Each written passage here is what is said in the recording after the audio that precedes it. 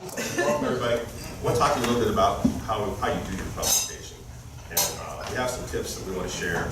These are things that we've learned over the past 9 years. Some of them are very basic, elemental things that you're probably already doing.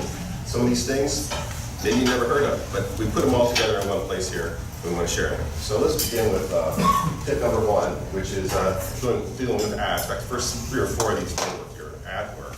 And when you're building your ads, we're going to encourage you to basically use photos. Use photos, use artwork, very large, sell and sizzle stock photos, is what we like to say.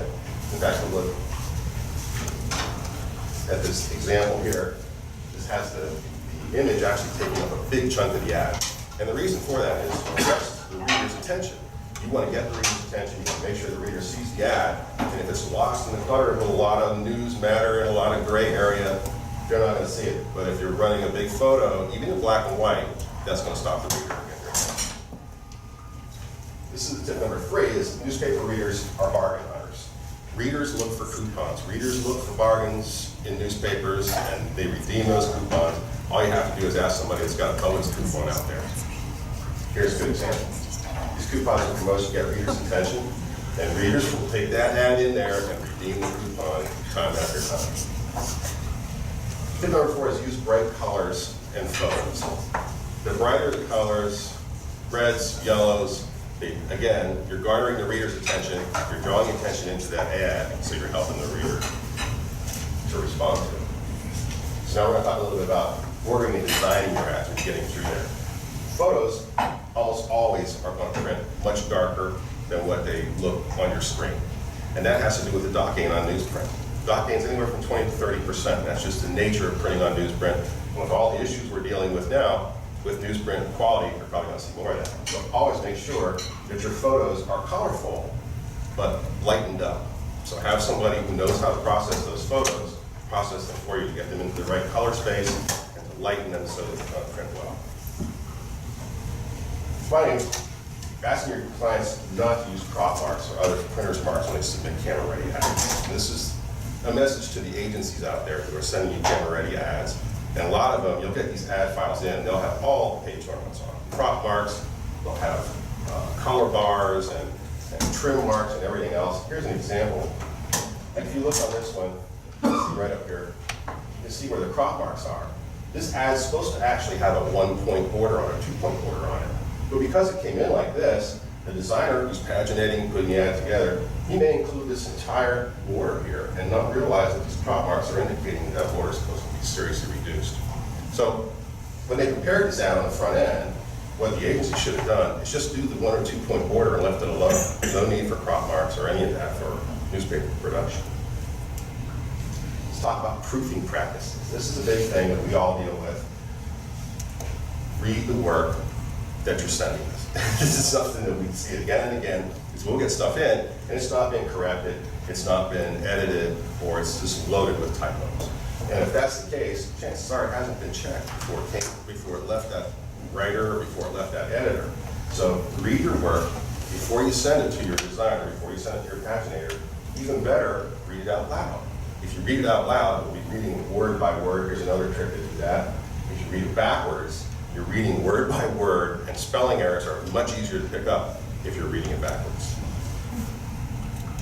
Tip number 3 is add your edits directly to the PDF using PDF comments. I know any of the pages that we produce, in fact, this is sort of about everybody now, the pages are rights enabled so that you can use those PDF comments to indicate the change that you want and show that change in the exact place that you want it to be.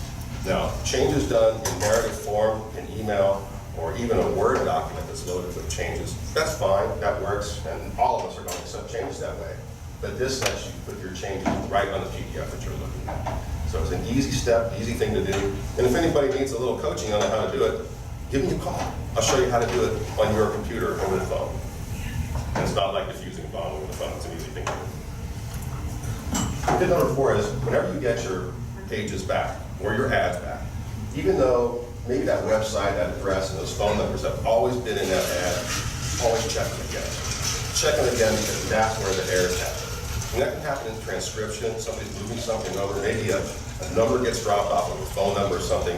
And we've seen situations where ads will run like that for a long, long time and nobody noticed. So So it's always a good idea to check those elements. Number 5, improve the page layouts in 2-page spreads. When you look at them on your screen, open them up so that you're seeing what's happening from one page to the next. Sometimes you're jumping the story from the bottom of one page to the top of another page. And if you're looking at it in 2-page spreads, you're going to see exactly how that's going to flow and how that's going to look. If you're looking at individual pages, things could be missed. Improve the ads and editorial separately. This is something we started a while back, and we find that it really works because it allows you to focus on each individual process. You're looking at all the ads, you're making sure all the ads are where they're supposed to be, and that they're in the correct positions, that they're the size they're supposed to be, that it's the correct ad that got picked up. So you're focused on those and not worried about what the story looks like, or what the arc of the story looks like, until the next round, when you're getting all of the visual editorial. Now we're going to look a little bit about workflow. This is from the editor, from your writers, to pagination. Whenever you're putting your articles together to give to your paginator, instead of giving them a mass of materials, which some people do, some people don't, but give them the article with the photos in a folder. This way, there's no ambiguity whatsoever. The designer's going to know what goes where, and everything's going to be in a single folder, single page, easy to identify. Saves you time, saves your designer time. Tip number 2, sometimes we get copy. We see this, people just do this, they type it all in capital letters. And it's okay, but what that means is usually we're going to have to go back in and restyle it. We may even have to re-keystroke it. And if that's the case, it's going to lead to transcription errors. So if you don't want your copy to be in all caps, don't supply it to your designers in all caps. Number 3, prior to any of the work that you're going to ask your paginator or graphic designer to do, brief them on what you're trying to do. Brief them on what your preferences are, how you want your proofs to look, your editing conventions. Have a story conference. Sit down with them or talk to them by phone and let them know everything that you want to do with your publication. Saves you a lot of time.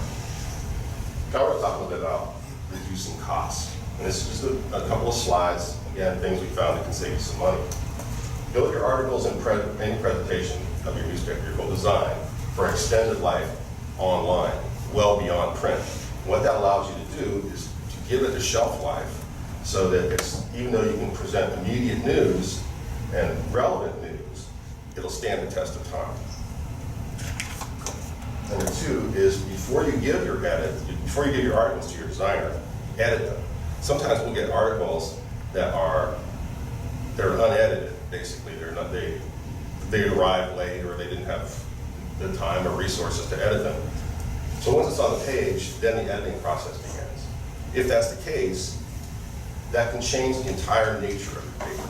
Because we'll flow it in there, we'll put it together, and all designers will do this, and then the changes come. So you take out paragraphs, you take out words, you rearrange things, you rearrange stories, and that can change the presentation completely. So that oftentimes means doing double or triple the work for your designers. Costs you a lot of in-house time, costs you money. Number 3, anytime you make a cost-cutting decision, anytime you say, well, I'm going to reduce the news hold, I'm going to cut down pages, or I'm going to do whatever I have to do, make sure you're making those cost-cutting decisions with your readers and your audience in mind. Number 4, we found that you can change fonts just mildly. You don't have to completely redo everything, but you can reduce the size of your fonts, not lose your readership, still be able to have a senior audience be able to read it, but save a lot of space. Save a lot of space and save on newsprint. For instance, we did some tests and we found out that the font called Utopia happens to be one that seems to be very readable even in smaller sizes. And we found that if we use Utopia in 9.5 on 10 points of leading, that for a standard long tab page, that's that 10 by 17 inch image area that a lot of you use, we can shave off 3 columns from that on one page. So what that means is, over 32 pages, you can do the math. You're saving 3 inches, you can save up to 3 inches per page. You wind up saving pages in your book. And that's typically how you can save money on newsprint. Finally, we encourage you to think outside the office. This doesn't mean to replace your in-house designers. In fact, that's always the conversation that we have when we go to an office. We say, look, we're not here to replace your graphic design staff, but you do have peaks and valleys, and those peaks and valleys can be really hard to manage in the work volume. You're inundated because you're doing a special section. You've got different things that are really occupying your time. That if you're able to rely on somebody outside, just like Jeff was saying, somebody that can assist you a little bit, you're going to save some time internally and wind up with a better product and be able to accomplish the things that you want to do. For instance, if you do outsource, no matter to what degree, because you can push it all outside, do it all outside, or you can have a hybrid model where you're doing some inside and some outside. But in any case, you're going to save money on software and hardware expense. Software's gotten really expensive, you know. I mean, Adobe now, you rent the Adobe software. Unless you have an older version that you're running, you actually have to pay a monthly fee to rent it. Save that expense. Hardware upgrades, a new computer can cost, especially a frontline Mac, can cost you over $2,000. Save that money, save on infrastructure. Get the ability to handle those peaks and valleys like we were talking about, so that it's easier for you to manage your workflow. You have no downtime, no scheduling conflicts. You get, of course, the labor and the benefit saving. And then you always have a team of experienced professionals you can rely on. If your lead person is out, you've got somebody else you can lean on and say, well, I'm going to go to OPS or whomever, and I can help, they can help. The biggest thing we find with outsourcing, the biggest benefit, is that you only pay for those resources that you need. Those peaks and valleys go both ways. When there's downtime, you're going to have designers. If you've got full-time people on board, it's almost inevitable they're going to be sitting around with nothing to do. And if that's the case, you're paying for that time. So you don't pay for any downtime if you're outsourcing. Typically, in our case at least, there's no rush or overtime charges. You know, we're not going to charge you if we have to work some extra hours to get it done. There's no length of service contract with OPS, particularly for Suncoast Press, Suncoast SCP Services clients. And then you've got the ability to handle a range of projects beyond just print design, websites and collateral materials, marketing, everything. And then you can focus on what's most important for you and your business. There's things that you need to do that you can't do because you're attending to production or you're attending to editing. If you're outsourcing, you don't have to worry about those things. That's it. Questions?